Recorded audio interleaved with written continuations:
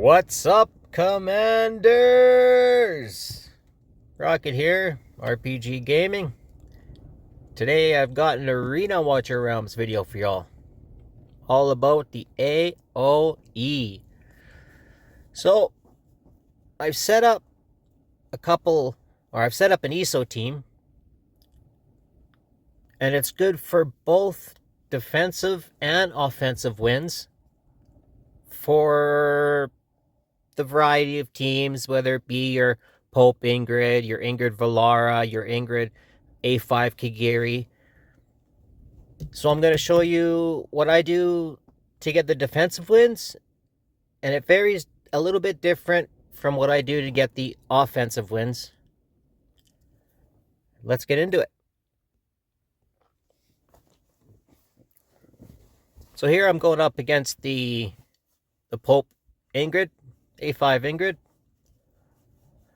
Now, the thing that you get with Elowen and Nastya on the ESO team is you get the high BP that you need to have miracles happen sometimes, which you're going to see it happen a couple times here.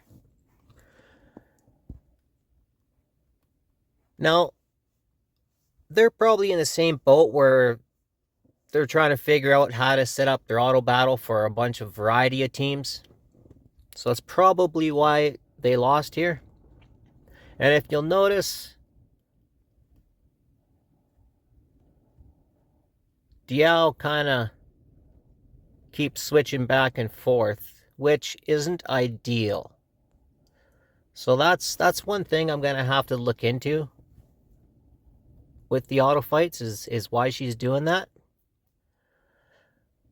But basically, you just want to kill the first wave normally with Valara, and then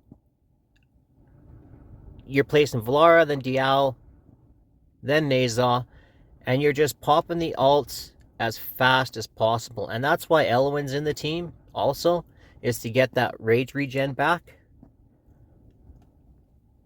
I'm not worried about the AOE damage because Elowen's healing sprite and her ult, you just gotta pop them at the right times. And Nastya down at the bottom there finishes off the leakers. They also had a leaker, so they're in kind of the same boat, only I've got Nastya down there as backup. So there's the victory. That's great. That was 550k BP, which is about average for where I'm at in the arena rankings right now. 12 Apex coins. Nice. That's such a jump from Plat 3. It just takes so much effort to get to Overlord every week. Well, hopefully this will help some of you with the defensive victories, because I believe your defensive victories matter almost as much as your offensive victories, so you're not getting bumped down all the time. So here's another Pope Ingrid. They decide to use Ymrit, which is great. Ymrit provides some little bit of damage as well as some great CC. So just some bad luck here. Oh, I thought I had it there. That's right too. No, the Pope Lightning. The Pope Lightning will get you sometimes. It will get you sometimes, especially in anti-air. So that's okay. He's got his fail-safe, so I've got my Nastya. And that A5 Ingrid, when she's cracked out, man, she just clears the wave. So, but something happened, and it didn't work out for them. So maybe they're testing something, or maybe some kind of RNG there. I'm not 100% sure, but I do know that that's a victory. And then there's another 12 Apex coins, so that's great.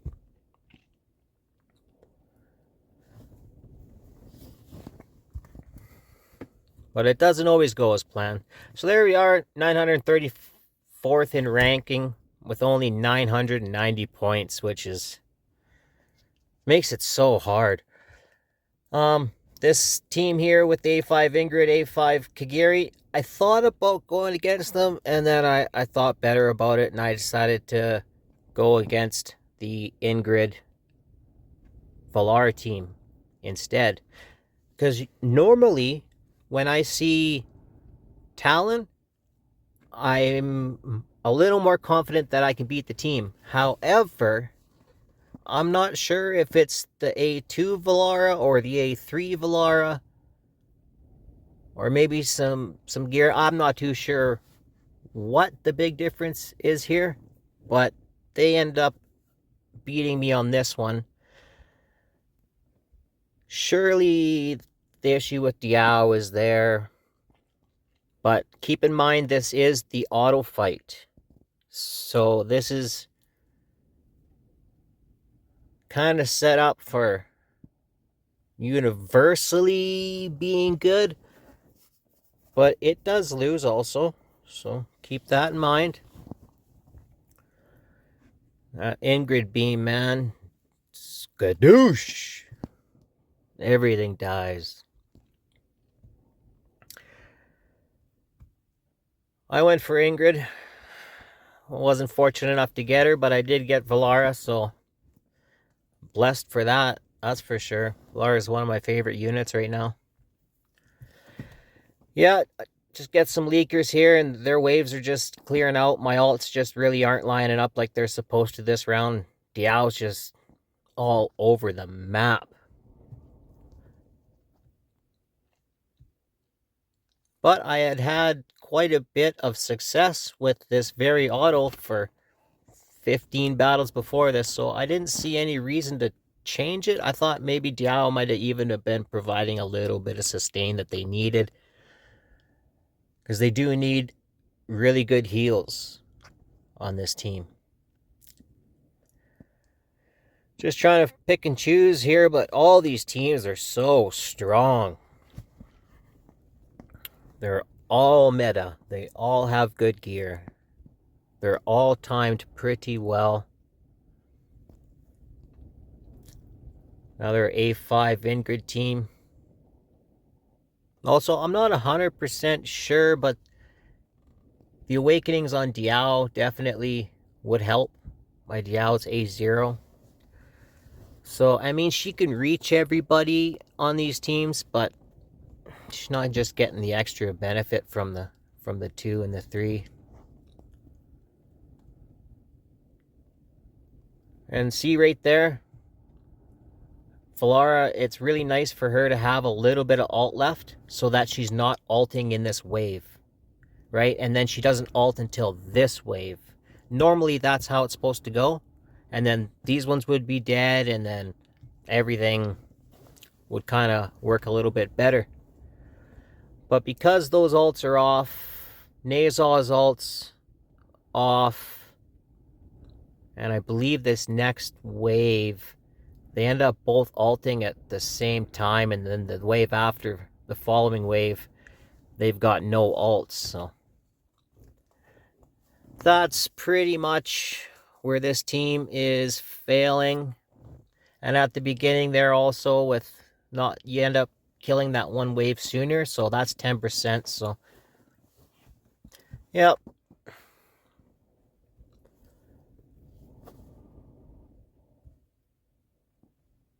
Close fight though. I mean, I gave them a run for their money, for sure. For sure. And yeah, just don't quite get it done in time and get the L. But that's okay. That can be expected. And you know what? You learn more from the strong teams than you do the weaker teams. So keep that in mind. Challenge some of the bottommost teams. See how you do. Okay, so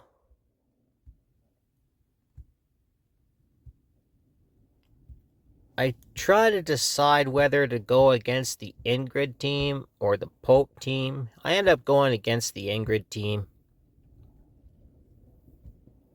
because she's A3, and when they're A3, it usually gives me a little bit more confidence to attack them.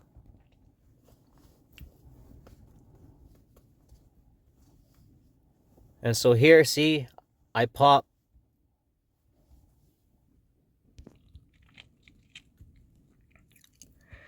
Yeah, sorry. This is the offensive strategy. So this is how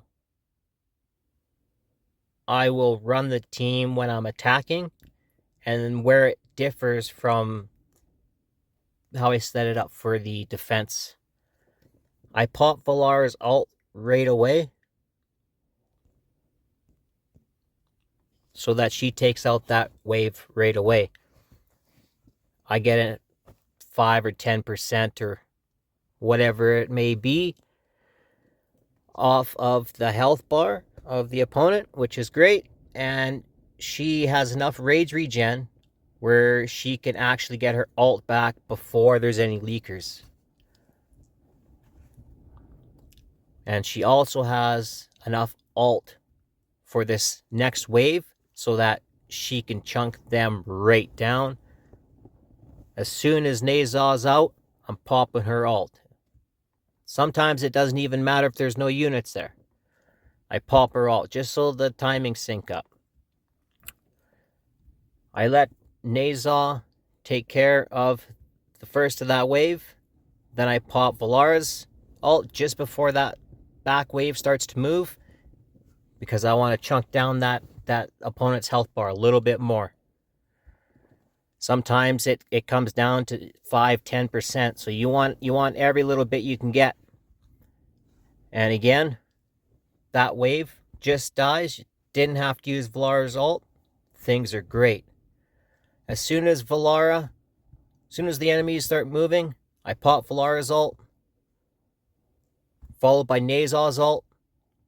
Reason being, by the time Valara's ult's done, Nazaw, she gets about 10 seconds of ult time back when she kills enemies. So her ult's going to keep on going until Valara's ult is ready again.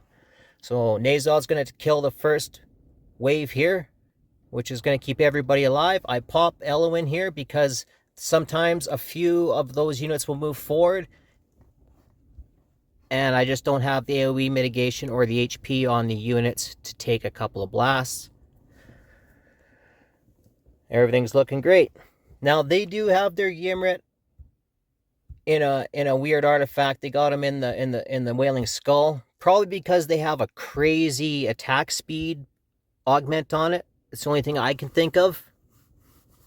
It probably didn't help them in this case, but I don't think it would have hurt them too much either. Ymrit's mostly there for the CC.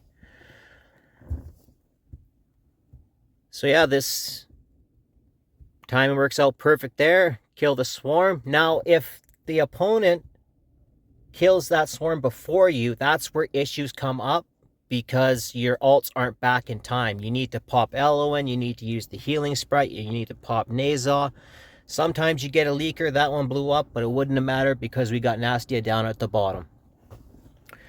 Last wave. It's nice to have Valara's ult for that last bit of the wave, because Ingrid will kill them faster than you, but that's why you're chunking them down at the beginning of the fight, so that, say their Ymrit did matter there, I mean, we got 64% to play with, so that is how I do the offensive battles. So they differ. Definitely a lot more success with the offensive than the defensive, but the defense still works. I'll show you guys a gear set here. I think while I was doing this video, a couple people ended up attacking me, so there's a couple victories right there.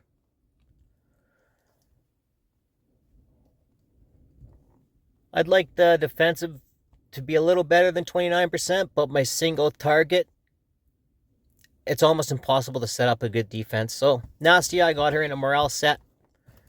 Really nice Cataclysm set for Valara. Much crit damage as possible. As much attack speed as possible. Elowen, Wings of Grace. Give that 12%. Soulbound Arcana for Neza. I would like to have a Wings of Grace for Diao, but I do not. And that's it. That's all we have for the video. If you stayed till the end, I appreciate your time. Thanks. Bye.